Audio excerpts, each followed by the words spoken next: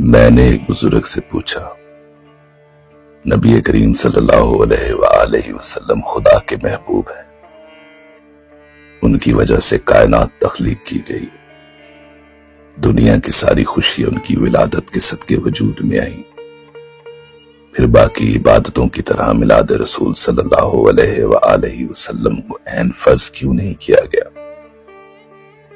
आखिर हर साल रबीउल अव्वल के आते ही ये बहस क्यों शुरू हो जाती है?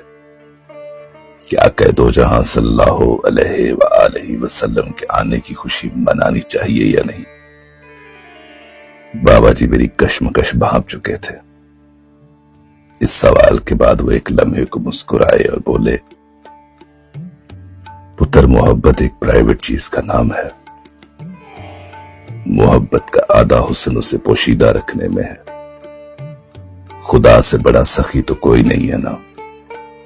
इसलिए अपना महबूब भी, उसके जलवे भी, उसकी रहमत भी और उसकी मुस्कान भी सारी कायनात से बांट ली, मगर पुत्र खुदा भी तो फिर खुदा है ना। इधर भी उसने एक राज रख दिया, उम्मती सबको बना दिया, मगर आशिक किसी किसी को। हर आशिक की एक निशानी है कि वो हर रुकावट और फरेब से गुजरकर महबूब तक पहुंच ही जाता है। इसीलिए खुदा ने हज को फर्ज किया, काबे के गिर्द तवाफ को फर्ज कर दिया, लेकिन मदीने जाने को फर्ज करार नहीं दिया। उसकी वजह सिर्फ ये कि इबादत में कमी बेशी की गुंजाइश नहीं। एक फर्ज इबादत आपको मजबूरन करनी ही पड़ती है, चाहे आपका दिल करे या ना करे। इसलिए हज उम्रे के फराइज मक्के तक खत्म। अब मदीना सिर्फ वही जाएगा जिसका दिल करेगा, कोई मजबूरी नहीं। पुत्र खुदा ने समझा दिया कि उम्मती का ताल्लुक मक्के से है, आशिक का ताल्लुक मदीने से है, इबादत का ताल्लुक मक्के से है, इश्क का ताल्लुक मदीने से है। अब अगर मदीने की हाजिरी भी हज का रुकन करार दे दी जाती तो बाअमर मजबूरी मदीना हर किसी को ही जाना पड़ता। अब खुदा ने अपनी मोहब्बत और महबूब के प्रोटोकॉल का ख्याल भी तो करना है ना। मैं उनकी ये बात सुनकर ना जाने क्यों खुशी से लोटपोट हो रहा था।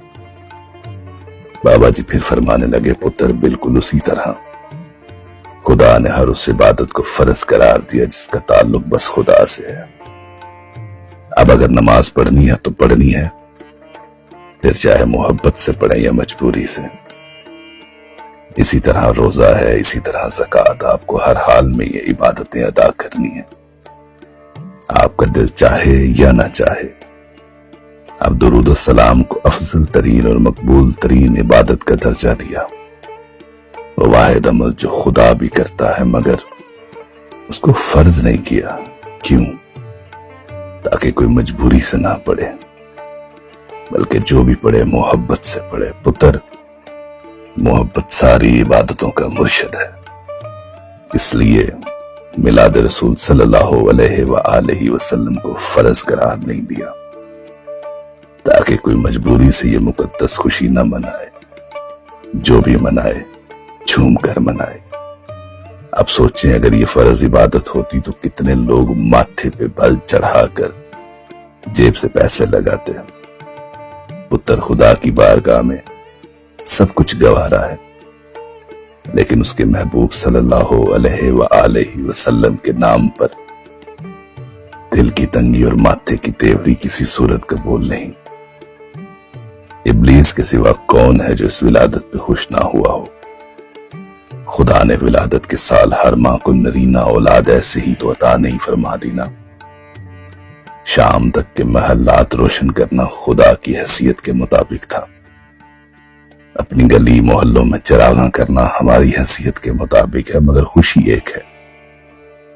जिस तरह हुजूर करीम सल्लल्लाहु अलैहि वसल्लम के वुजू का इस्तेमाल शुदा पानी जमीन पे गिरने ना देना फर्ज नहीं, मगर सहाबा कराम ने वुजू के इस्तेमाल शुदा पानी से लेकर दाढ़ी और सर मुबारक के बालों तक को भी कभी जमीन पर नहीं गिरने दिया। ये फराइज नहीं, ये मोहब्बत है। پتر محبت کا اصول سمجھ لیں۔ خدا نہ چاہتا ہے کہ کوئی مجبوری کے باعث اس کے محبوب کا نام نہ لے، ان کے آنے کی خوشی منائے۔ یہ راز کی باتیں ہیں۔ خدا ہر کسی کو در رسول صلی اللہ علیہ وآلہ وسلم تک پہنچنے کی توفیق عطا فرمائے۔